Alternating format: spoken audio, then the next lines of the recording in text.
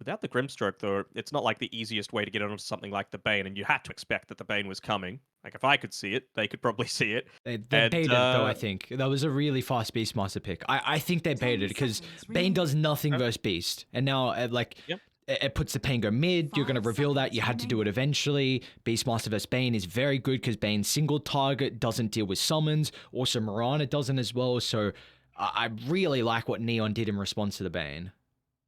Rhino a little bit, right? You can arrow, so as long as he and until he gets the helmet of the Overlord, you are actually a little bit more susceptible to it. And Um, we saw as well Ayad going for the Aghanim Scepter build, so if it is this like big Death Ball-y style, then obviously that's going to be very impactful. I think he has to this game. If they Dire don't go team ban. any way to really deal with the push and the summons, we got a Queen of Pain. Okay, Wonderboy does like the hero. I Do you like the hero? That's not really. I think they have a lot of stuns. It's not going to be a free Queen of Pain 10 game. seconds It remaining. gives you burst, which is the main thing. It's a pretty decent laner as well. Puck's banned 5 out, which is already seconds one of the remaining. better matchups. DK's I banned mean, out. it's going to be the Pango into it, right? So True, like true, true, true, true. maybe they're just thinking, oh, this is just going to dumpster the lane, Yep. and it has the potential to. It's just going to be important for Pango to shove out the lane as much as he can, right? Swashbuckle into the shield crash just consistently. You're not going to be able to stop this Quap from farming at all, and I don't think you even have the heroes to be able to make a rotation onto it either, right? First 5 minutes, it's going to be daytime. It's going to be very obvious for any kind of movement coming Radiant through from the team Snap ban. and Rubik. Maybe after 5, they can look to bring someone through, but I think they just thought it was going to be Dire team ban. one of these heroes that reduce the impact of a mid Pango just so effectively that whatever they're going to choose to go for this late game carry is just going to be mega effective. Radiant team ban. I like the Conquer What ban. they can go for though? What can they go as a position 1 on Atlantis? Could I they was, PA? yeah, I was gonna say Conquer or PA. Conquer's banned. What about Neon though? Because they got the 23rd pick. So let's look at them first. Is push is 10 fine. seconds remaining. You've got that. You've got a lot of damage as well. So it doesn't have to be 5 this seconds full damage remaining. dealer. I don't. I think it just needs to be someone that's in. Like they could honestly PA themselves as well, right? Like it's going to be something that doesn't Dire care as much team about pick. the arena. It's going to be Radiant something that team is pick. able to quickly get in onto the backlines. They go the TB instead. I mean, against the Mars Arena, we've seen so many times how effective that could be if properly placed to reduce the damage entirely out of all of the TB illusions when it gets to the late game. I suppose what this does is it does dissuade you from going down the PA route a little 10 bit, just seconds because remaining. obviously all of the armor potential that you've got on the TB reduces the 5 PA's seconds effectiveness, but I remaining. still feel like this is a PA game. You know, you just want to be able to pop that BKB, be able to quickly deal with the Beastmaster, the Pango. Okay. Choose your Yeah, hero. okay. I didn't mention it because I think this is not going to be the greatest lane. Actually, I mean, then even into the Pango, right? Like, it doesn't have the easiest time on this PL, and this is the game for Avatar mode to go that level 15 talent with the Aghanim Scepter, right? For shield crash in ball every 2 seconds. Like, he just wants to be constantly spamming out the Diffusal, constantly spamming out the Maelstrom, making life hard as hell for this Phantom Lancer. So, I don't know, like, the carry to carry matchup is, of course, great for the PL against the Terrorblade because Terrorblade is almost all single target. And Phantom Lancer is one that relishes the fact that it's hard to clear out a lot of these illusions. But I feel like almost everything else is going to be a little bit more difficult for the PL to deal with. so I've been seeing a lot in Europe in general. The Beastmaster likes this Axis build instead of going for the boars. I wonder. I wonder if we're going to see that kind of transition as well into Southeast Asia, kind of how Enryu likes to play the Beastmaster in general and how he reads this matchup. I think they can actually deal with the boars okay with the spam, just Brain Sap and Lance. At least you have two heroes that can kind of have a decent single target nuke where as long as you make sure they don't get two boars, then you should be able to play that lane. That's if he even goes down the boar route in general. He might feel like the axes is the way to play it because that is kind of how I have been seeing the Beastmaster so far. So Even just as a way to deal with the PL later on, right? If you yep. go this this Axe's style, you might go that level 15 Wild Axe's damage amp per stack. Maybe you go the Academ Scepter as well. Who knows, right? This could very well be the avenue that they go down. Yes. All right, we do have a quick pause before we get underway. It looks like who's the one we're goddamn waiting for? Seth, it looks like. Always one of them that we have to be waiting for. But then, do we believe in the Atlantis lineup for a second game in a row, or do we feel like Neon have what it takes to close out the series in 2-0 fashion? I have faith in Atlantis' lineup. I mean, I don't have faith in their decision making as a result of last game, but the Bane should have a good time, like we've been saying, against the Beastmaster. It'll force him to go into this Axis build, or if he doesn't, if they play it well, they'll be able to get a lot of extra experience. The Phantom Lancer's got that good carry-to-carry matchup against the TB. The Quap has the good lane against the Pangalia. So I feel like the lanes should just go well enough across the board that Atlantis should be set up for success. But if they don't, and they don't take advantage of that, then suddenly you get to mid-game, Pango gets a couple of those items and has an amazing time. You're going to be able to have the Beastmaster as well, who's able to, maybe go into that level 15 Aghanim Scepter build that I was talking about. And you've even got, I mentioned that TB sucks against the PL in terms of just pure carry-to-carry matchup, but you've got the Snapfire. One of these heroes that if you go into the Aghanim Shard and you get the Scatter Blast, it reveals which is the real PL because he's the only one that's got the stun bar over his head. So it makes their life a little bit easier. Not that they're lacking for AoE damage outside of that Terrorblade as well. So, I don't know. I think I'm always the one that if you can't get out of the laning stage in a really good spot, then you're not going to have a mid game. So based on that and that alone, I'm going to give Atlantis the chance to be able to come back in this one. Although Mango Rose, bot lane, first point to Simulate makes life a little bit easier. I wonder how quickly Enryu is now going to skill the Call of the Wild Boar, considering he doesn't have to contest against the Spirit Lance to be able to deal with that, and that might make his lane just so much more challenging. If he does skill the board now, I'm going to change to Neon.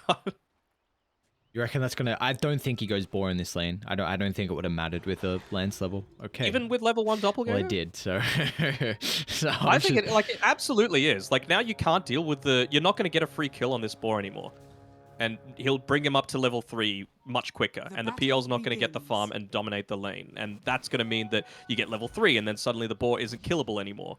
So I feel like it's just one tiny thing snowballs into so much more, and so I'm changing my pick. I'm going Neon now. Close his bottom lane. Oh no, Mango Rose, what have you done? You've made Danog angry. It's not angry. It's just, like, he would have died if he didn't have it, and maybe he was thinking as well that, well, if I don't do this, then he's just going to get that extra experience anyway, and make my life a little bit more challenging. But yeah, now you've got the double boars to deal with. Ponyo, he can't contest into this. He was relying on the PL to have that Spirit Lance. Okay, he just fed away a boar. Can I change back? If you would like to, you can. I'm happy with my Neon. I've changed once already. I'll stick with Neon now. Ah, okay. I see how it is. Yeah, I'm intrigued to see if Andrew, if he even maxes out, or if he just keeps this 1 point in it or not. You're mentioning that second level in the board gives the bonus health, so it could be much more difficult for Atlantis to be able to spam out. At least, what's he named it? It is, okay, there you go. It is named Bob. There we go. That was the one that we were trying to work out yesterday? Not yesterday, the day before with our Eastern European games, yeah. So, but look. So at least that time, Enryu was able to get the Bob looking to. You got the deny onto the board that time as well. So you can see instantly whenever there's a board that's low, the focus is almost entirely onto that Ponyo. He's in a little bit of danger. Again, it's really this level 3 that Neon are going to be looking to play around, because you not only make him so much more tanky, you increase the damage by a good amount, and you double the slow that the boar is able to do. So this could be just another time where they're feeding it away, though. You're going to need to micro it very well. Shouldn't be happening.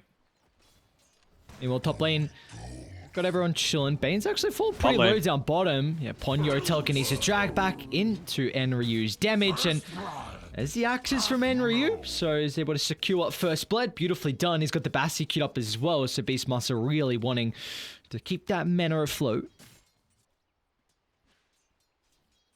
How will... They've killed 3 boars though, so Mangarose is actually at least okay on the experience front on this bottom side. How are the other lanes going? Avatar mode, pretty even for the moment. And the main thing is he's got this bottle completed as well. So it's top lanes. Speed doesn't get the connection on the tree, but Ayad still has one more leap.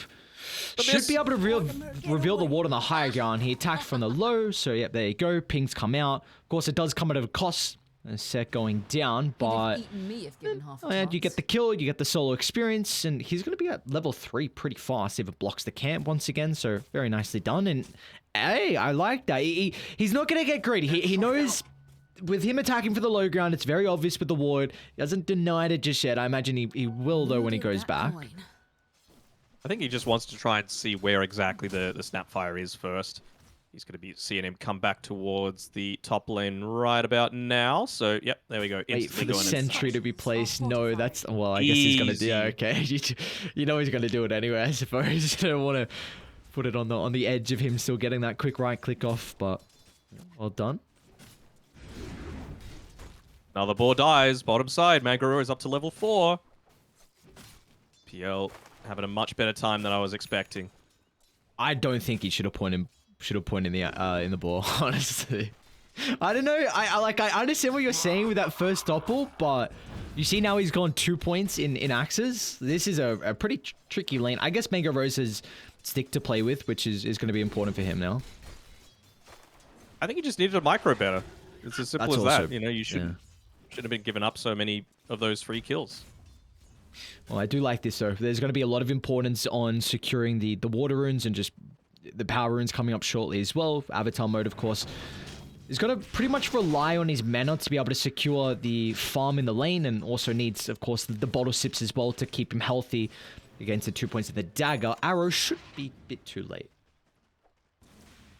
Good presence of mind to TP back there as well. I think he's also picked up the Boots of Speed as a result of that movement back. And yeah, I mean, sure, he's a little bit behind the Quap, but this is probably as good as you could look to expect on the Pango. And the net worth deficit isn't going to be anywhere near as bad moving forward. Again, he's a hero that relies so much on just having those levels up and available. So mid lane, getting all of that solo experience is going to be a big win for Avatar mode once he hits level 9, let's say. I have to wonder now if they might make someone rotate towards this mid lane a little bit. Chuan has been able to get this pull off on the wave in the bottom lane, so just, again, making life a little bit easier for Enryu. But does this mean that he can now make the rotation up towards this mid lane? I was saying before, you can't do it during daytime because Quap's always going to be able to get the blink away. But maybe if Wonderboy's playing a little bit too aggressively, you could look to chain a Pango roll into, you know, from a Rubik lift or something like that.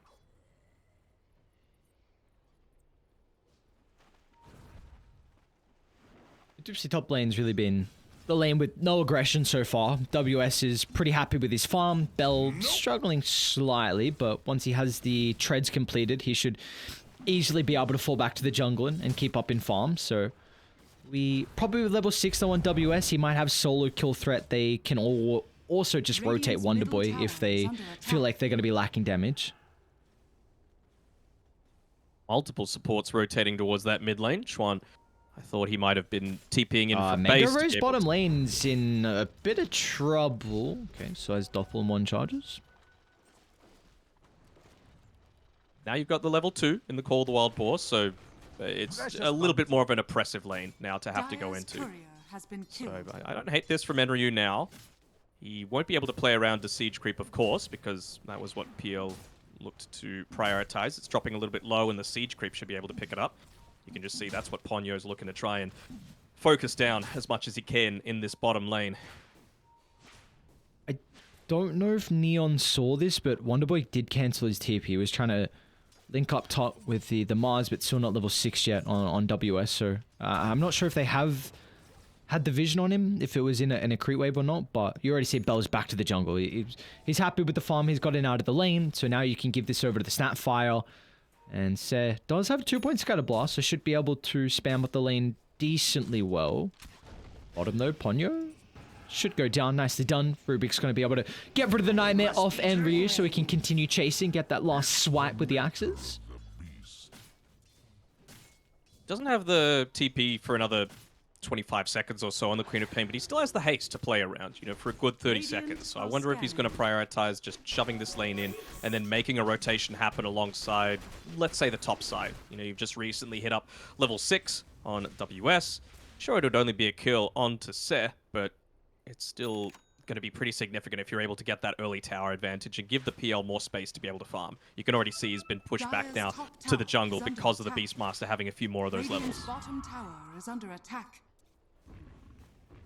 Se's gonna be in trouble top. Oh, no way. Oh, Dire's middle tower oh, is that. under Oh, attack. oh, does he. What? Oh, okay, there we go. Really used finally. WS is able to get the confirmation of the Snapfire's positioning. So there you go. Beautifully done. Of course, it is an ultimate expended for that. Meanwhile, Bell had his jungle infiltrated by Wonder Boy, but was able to TP up. Invisibility. I'm just thinking as well, like the rotations that they're going to be looking to make in this next little bit. I mean, again, the reason that you picked this Guap was to dominate the lane, and a 300 net worth advantage for mine at this stage is not dominating the lane. Like, Pango has been able to get the farm that he needs. He TP'd up towards the top side a little surprisingly, especially considering he doesn't have mana to be able to make any kind of defensive plays. Bottom tower has fallen. But now he's not going to have that TP for quite some time. Had to get a couple of mangoes fed through to him, plus the arcane boots, plus the bottle refill, I guess, making him feel confident in being able to defend this. But this is the play, it feels. Okay, he's get the creep I wave feel like at much least. is happening, Quap you know? is here with Sonic Wave as well. He's got the blink to continue chasing through the tree line. He's not going to go for it though. But now you absolutely can't defend this. Like, this tower is done. No Rolling Thunder. You're not going to turn up with a Terrorblade who's just popped meta and is farming inside the triangle. Snapfire, Rubik, no ultimates just yet, so they're just going to look to try and remedy that by getting something out of these other lanes as much as they can. But it's an early tower that's going to go down. Obviously, not as early as the Beastmaster's one, but, I mean, that's just Beastmaster in a nutshell, right? He's going to be able to do that. So the fact that you're able to make this trade, Atlantis are fairly satisfied.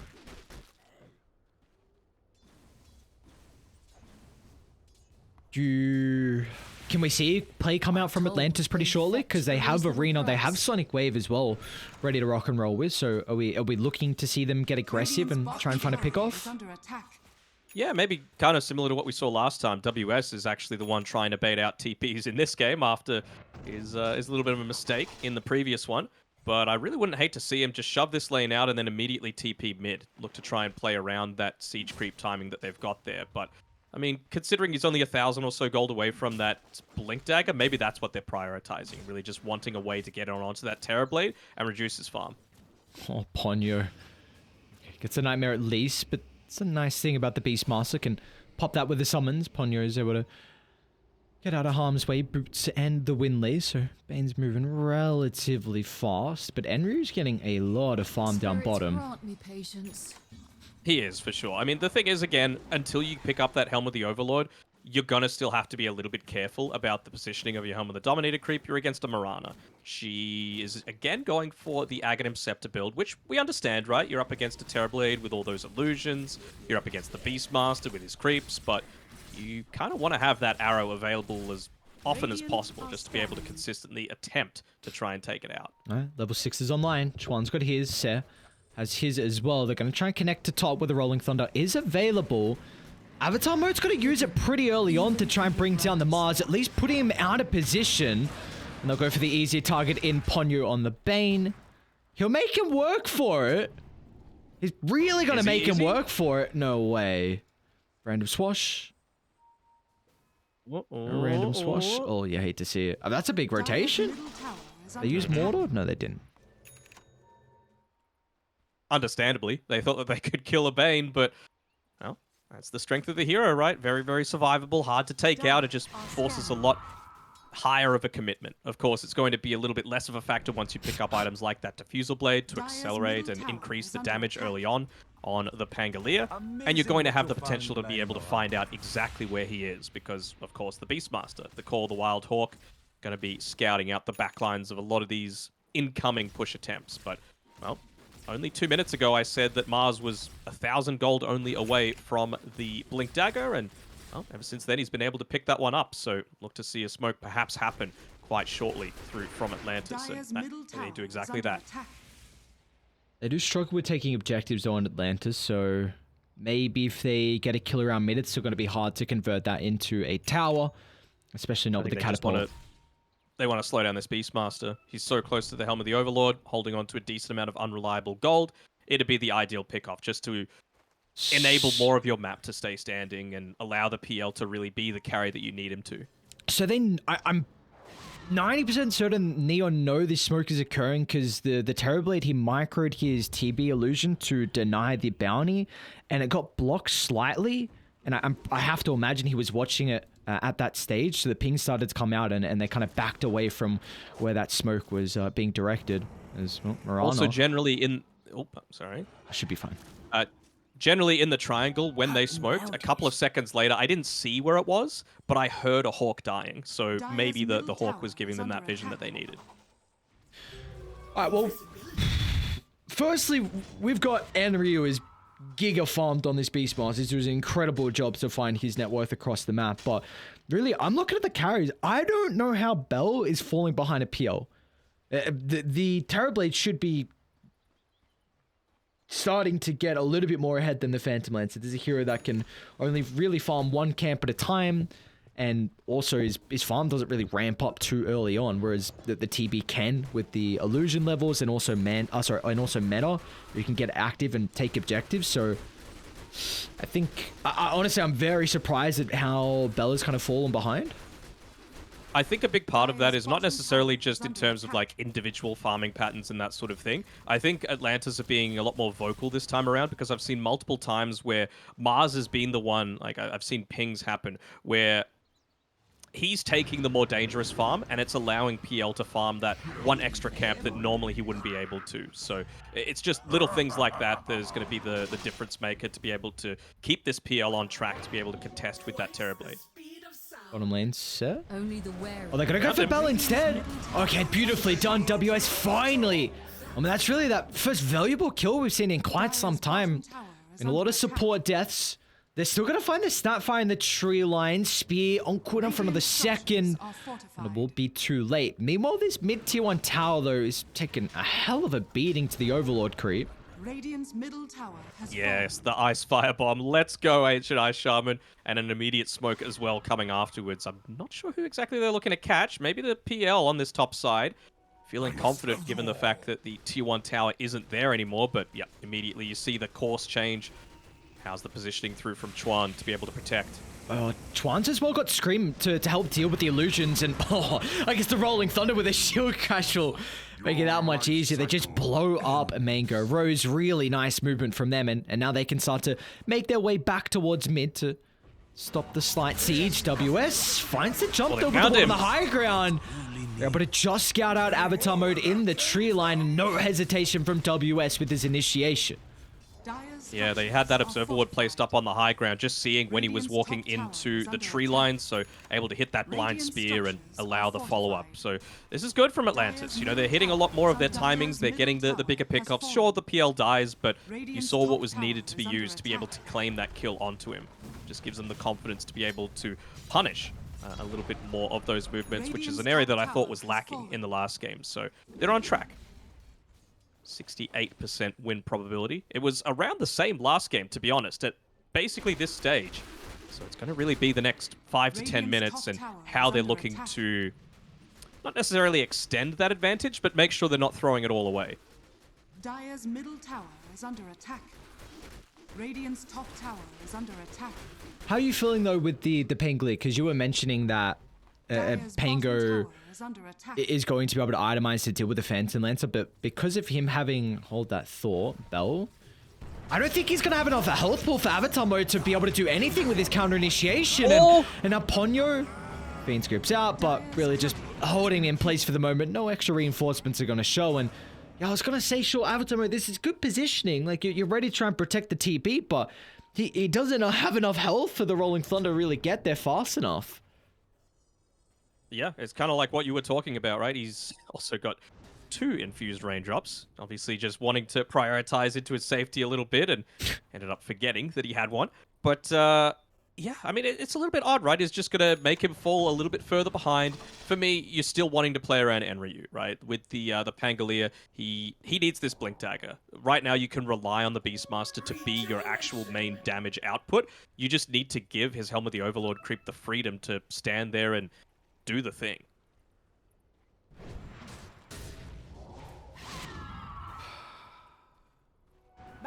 Bottom lane, Ayad.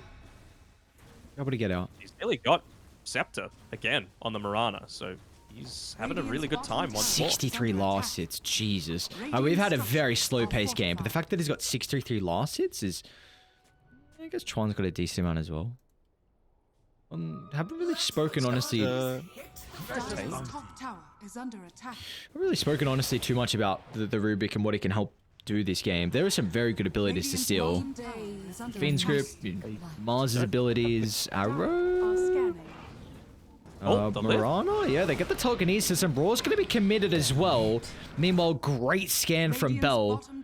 He's able to catch out, at least get the information that they are sneaking into his triangle, so he's going to back off, and this will help secure the pick-off and the tier 2 tower without any contention down bottom.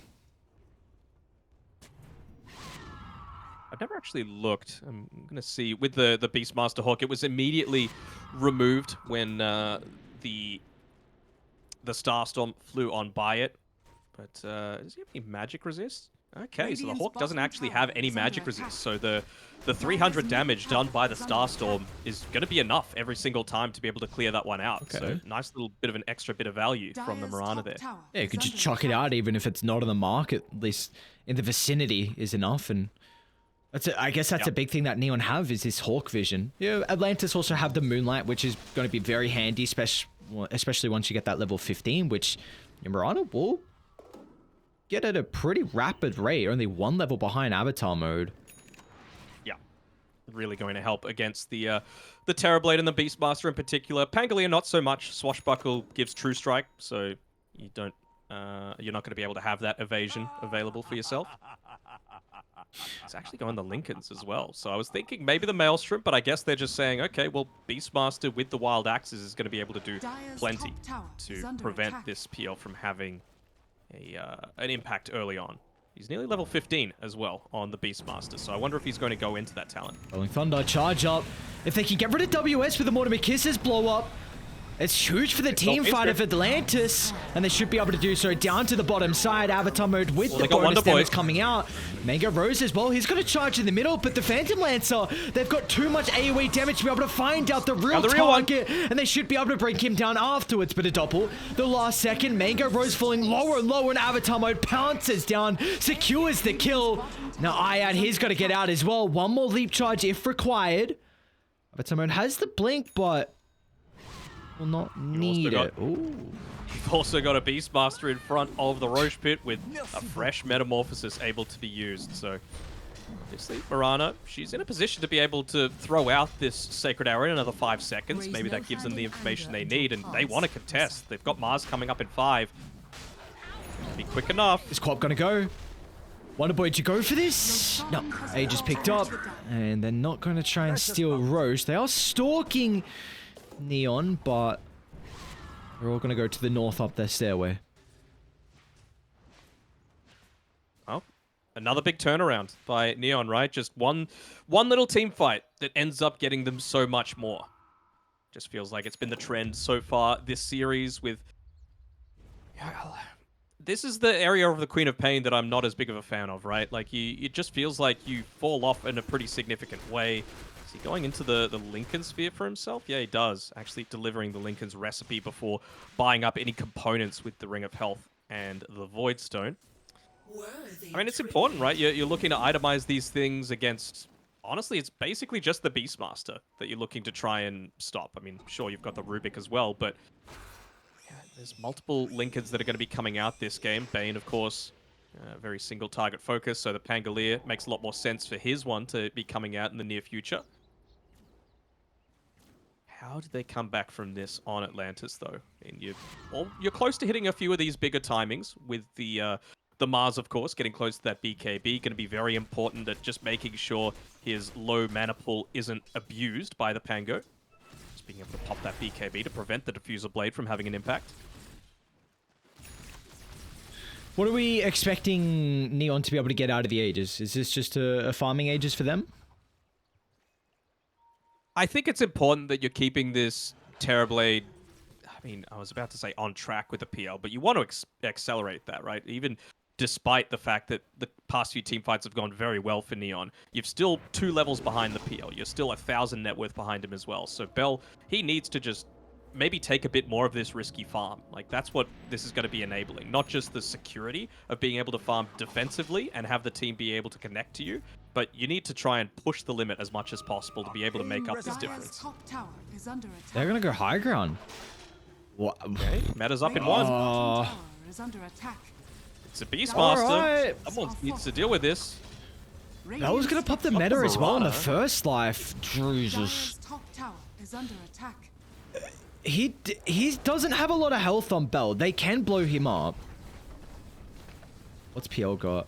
Really in fighting shape. He's going to be forced to come back, I think. Off the Moonlight. No, force them back at least. I mean, it's a tier 3 tower. That is one way to get a good injection of gold, I suppose, on a TB. What were you expecting? There's the impact, of course, of the Starstorm coming through from Aya, just very quickly able to clean up a lot of those illusions. I was going back in. I don't know if you could commit onto this. Dude, I'm really scared for Neon. Oh, what a time! No, Chuan, what was that? Precasting the stun, now the instant roar. Oh, that's beautiful. Oh, how the hell did he see him? I don't know. Maybe, yeah, there was no Hawk. I don't know. Maybe Bell was still not. I don't know. I can't remember if Bell was still in the high ground. Maybe an illusion, something. But you got 30 seconds now. That's a TI champ for you. That is a TI champ for you. Rose. Oh, gets a Sunder out. Mega Rose is fallen pretty low as well. I think you get out. You're so happy with that for Neon. I was not expecting to go high ground pre-Skadi. So the fact they make that call, walk high ground, get a kill on WS, get a tier 3 and melee barracks. Man, that's huge. Great call from Neon. Yeah, I mean, the bigger thing for mine is that you didn't lose anything as a result, right? It's not like PL was standing up on the top side, taking a tier 2 tower, which is going to enable the next Roche. So, you know, I was talking about falling a fair way behind. It's still 1.5 levels that Bell is going to be behind the PL, but I believe he's now got the Skadi coming out to him. Point booster finished up. He has to be careful that his courier doesn't get taken out by this smoke coming through from Atlantis. And yeah, he does Wonderboy's going to jump in the middle. So the surprise is not really there at the moment. They don't know where WS is positioning, but a roar again! Oh no, they don't even drop the arena as WS. He gets it off for the last second. So at least they should be able to control the Terrorblade for the moment. Meanwhile, off to the left side, Avatar mode is in trouble. They're going to turn back to Enryu with the Sonic Wave committed, blowing up the Beastmaster. They're trying to chase down Bell, or WS, in fact, gets a connection onto the Rubik instead. So Chuan goes down. Say's going to join him in the Afterlife as well. So, man, Atlantis find 3, a really scrappy fight into the Aegis advantage, but they'll lose no one. I mean, they're finally able to pop that BKB. He was still a little bit off point with the Bulwark not immediately being triggered after the use of the spear, so Rubik was able to get that one, stop the Fiend's Grip from happening, but as long as you've got that that potential for all of the damage to start to get layered in by the PL, it is something, of course, that you need to be very concerned about. And is that a heart now finished up for Phantom Lancer as well? Yes, it is. So now how do you look to contest into this? I mean, it might almost be the situation where... I mean, Rubik was able to steal the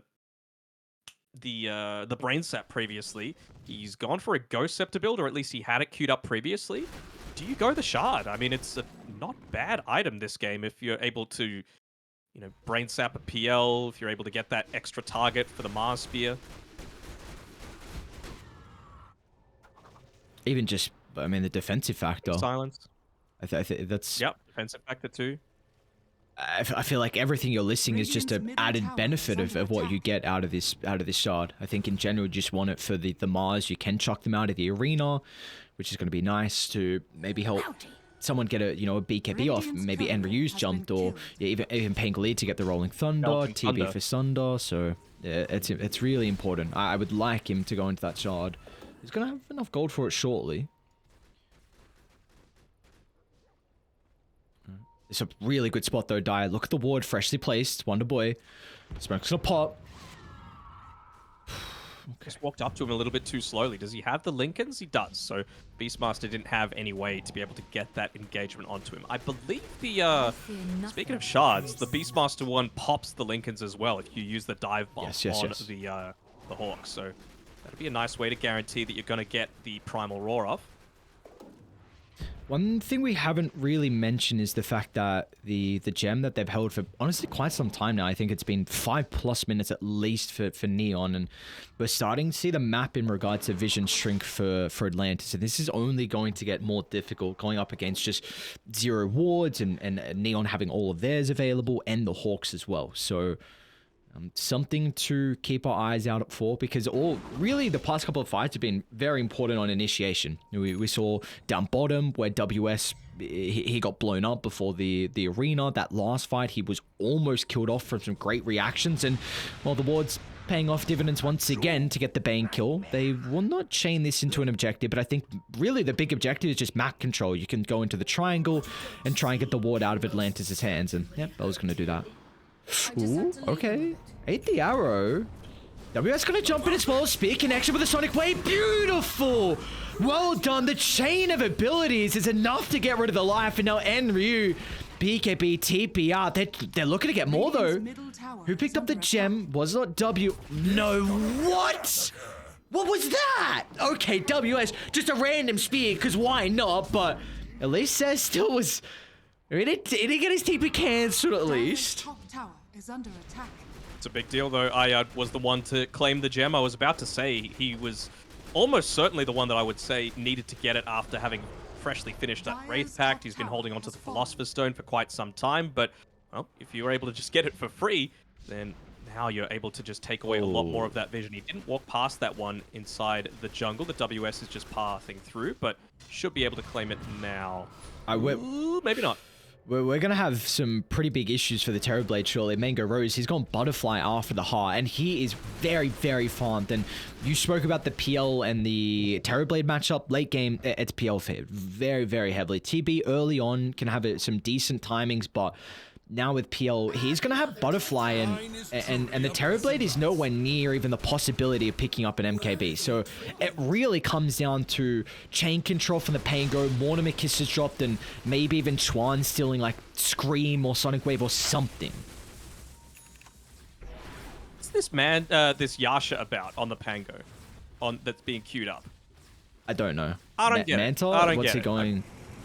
Oh, that I don't know, but... Mirana, they're using everything for Ayad and WS. Well, he's going to have a free fight now to jump in the middle arena, controlling Neon, but Andrew is going to be protected for the moment.